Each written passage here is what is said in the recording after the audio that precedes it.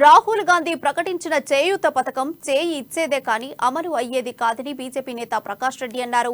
BJP భ్రష్టాచార party అంటున్న రాహుల్ గాంధీ 9 ఏళ్ల నరేంద్ర మోడీ పాలనలో అవినీతిని ఎందుకు ప్రజలకు చెప్పలేకపోతున్నారని ప్రశ్నించారు. బీజేపీకి బీఆర్ఎస్ బి టీం అనడం ఆయన రాజకీయ అవివేకానికి నిదర్శనం అంటున్న ప్రకాష్ రెడ్డితో మా bureau chief Krishnamurthy face to face.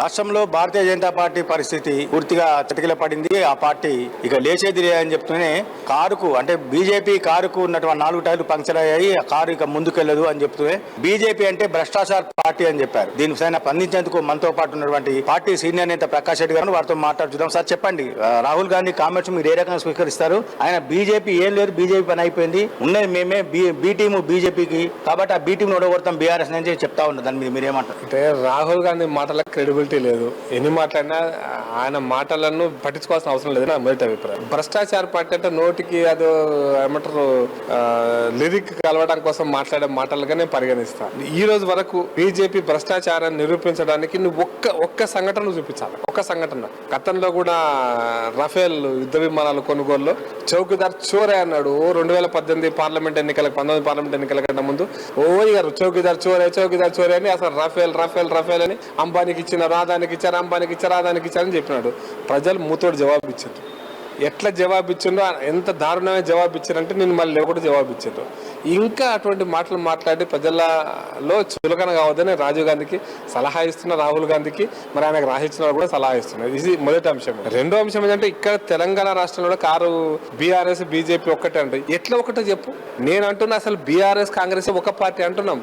2004లో Congress పార్టీతో పొత్తు పెట్టుకుని అధికారంలోకి వచ్చి బీఆర్ఎస్ పార్టీని బతికిచ్చి బీఆర్ఎస్ కాంగ్రెస్ మంత్రివర్గంలో చేరినటువంటి కేసీఆర్ కావచ్చు, ఢిల్లీలో ఇక్కడ రావు కావచ్చు, వీళ్ళు మంత్రులు ఎవరి పార్టీలో పనిచేశారు? బీజేపీలో, బీఆర్ఎస్ కాంగ్రెస్.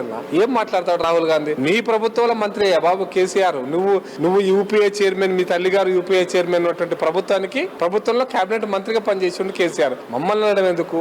రెండో ప్రశ్న. ఈ మధ్య చాలా సార్లు చెప్తున్నారు ఆయన బీజేపీ టీఆర్ఎస్ వాళ్ళు బీఆర్ఎస్ వాళ్ళు చెప్తున్నారంటే నేను కాంగ్రెస్ వాళ్ళు కూడా ఆ బిల్లు జీఎస్టీ బిల్లుకి ఇచ్చారు, ఈ బిల్లుకి ఇచ్చారు, ఆ బిల్లుకి ఇచ్చారు, ఈ 12 బిల్లుకి సపోర్ట్ ఇచ్చారని. నేను అడుగుతున్నా, పంచాయతీ బిల్లుకు సపోర్ట్ ఇచ్చింది కేసీఆర్. తెలంగాణ రాష్ట్రంలో 100 బిల్స్ కి, ఒక్క బిల్లు కాదు 100 బిల్లులకు 2014 నుంచి 2024 దాకా కాంగ్రెస్ పార్టీ ఒక సీట్ ఏమో ఈ 5 సంవత్సరాలలో. ఇప్పుడు మన 2 పెరిగి అప్పుడు పెరిగింది. అంతకుముందు మేము 5 సీట్లే, నువ్వు 23 సీట్లు ప్రజలు గెలిపించారు, రెండోసారి 19 సీట్లు గెలిపించారు. అసలు కాంగ్రెస్ పార్టీకి మద్దతు ఇచ్చిందా నువ్వు కదా? నీ అన్ని బిల్స్ నువ్వు మద్దతు ఇచ్చినావు కదా. కాంగ్రెస్ పార్టీ తీసుకుపోయి బీఆర్ఎస్ మద్దతు ఇచ్చిన అన్ని బిల్స్ కి పంచాయతీరాజ్ చట్టాన్ని మద్దతు ఇచ్చినవా లేదా నాకు చెప్పు. నాకు ఈ రోజున ఎందుకు ఇచ్చినావు? లేదా మైనారిటీ రిజర్వేషన్ సంబంధించిన 12% పెంచుతామంటే నువ్వు కేంద్రానికి తీర్మానాలు పంపిస్తావు, నువ్వు అది ఇయ్యలేదా? తెలంగాణకి జరుగుతుంది నాకు సమర్థించాలంటే బీఆర్ఎస్ సంబంధించిన కాంగ్రెస్ మేమా అంటే ప్రజలకు ఏం తెలియదు అనేటువంటిది పిల్లి కళ్ళు మూసుకొని పాలు అయితే ఎవరు నన్ను చూస్తలేరు అనుకుంటే పొరపాటు. అది రాహుల్ గాంధీకి. నీకు ఆ రాహుల్ గాంధీకి తెలంగాణలో ఏం జరిగిందో తెలియకపోయిందా లేదా తెలిసి అబద్ధాలు మాట్లాడుతున్నా నేను అనుకుంటున్నా. మీరు బిల్స్ కు బీజేపీ కేంద్ర ప్రభుత్వం తీసుకున్న బిల్లులకు మద్దతు ఇచ్చారంటే నేను ఇంకో ప్రశ్న అడుగుతా రాహుల్ గాంధీకి. సెన్స్లెస్ ఆర్గ్యుమెంట్ ఏంటంటే కాంగ్రెస్ నాయకులకి ఆహార భద్రత చట్టాన్ని కాంగ్రెస్ పార్టీ తీసుకొచ్చింది, మేము మద్దతు ఇవ్వలేదా? అంతేందుకు ఎన్డీఏ ప్రభుత్వం వచ్చిన తర్వాత ఎన్నో బిల్స్ కి కాంగ్రెస్ పార్టీ మద్దతు ఇచ్చింది. కాంగ్రెస్ బీజేపీ ఒకటేనా? అందుకోసమే బిల్స్ కు మద్దతు పార్లమెంటు స్థాయిలో, శాసనసభ స్థాయిలో మద్దతు ఇవ్వడం అంటే దాని యొక్క నేపథ్యం వేరు.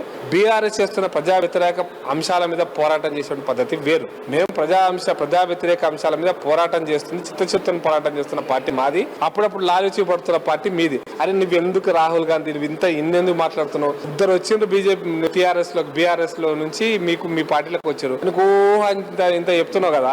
నీవు ఎంత అసమర్థుడు అంటే 19 మందిని 19 మందిని రెండోసారి గెలిపిస్తే 12 మందిని టీఆర్ఎస్ లకు నువ్వు పంపించినవా, వాళ్ళు తీసుకుపోయారా? రెండింటికి నువ్వు ఆపలేనటువంటి అసమర్థుడు రాహుల్ గాంధీ. నువ్వు ఆపలేని అసమర్థుడు. నువ్వు పోయిన జూపల్లి కృష్ణారావు మళ్ళీ వస్తే ఓహో ఆహా అయిపోయింది మా పని అనుకుంటే ఇంత అమాయకంగా ఉంటారు మీరు. అంతకుముందు 23 మంది గెలిపించారు కదా, 15 మంది పంపించేసిన మళ్ళీ అంతా అప్పుడు పువ్వాడ అజయ్ అక్కడ ఖమ్మంలోనే పువ్వాడ అజయ్ కాంగ్రెస్ పార్టీ ఎమ్మెల్యే ఉండి నీ పార్టీ మారితే కదా మళ్ళీ ఆయన ఎమ్మెల్యే మంత్రి అయింది. ఎందుకు చెప్తాడు? మేము చెప్పలేము ఇవన్నీ. సార్ ఇప్పుడు ఢిల్లీ బాట పట్టిన బీజేపీ నాయకులు అంటే బండి సంజయ్ గానీ, రఘునందన్ గానీ, కొండా విశ్వేశ్వరరెడ్డి గానీ వీళ్ళంతా, మిగతా వాళ్ళేమో ఇక్కడ శివాలలో ఫామ్ హౌస్ లో కూర్చొని భేటీ అవుతా ఉన్నారు. అంటే ఏం జరుగుతుంది బీజేపీలో? నిజంగా రాహుల్ గాంధీ చెప్పినట్టుగా బీజేపీలో అనేకత రోజు పెరుగుతుందా? ఏం కథలు ఇవన్నీ? నాకు ఎవరు ఢిల్లీకి పోయేది తెలియదు, ఎవరు ఎడికి పోయారో నాకు తెలియదు.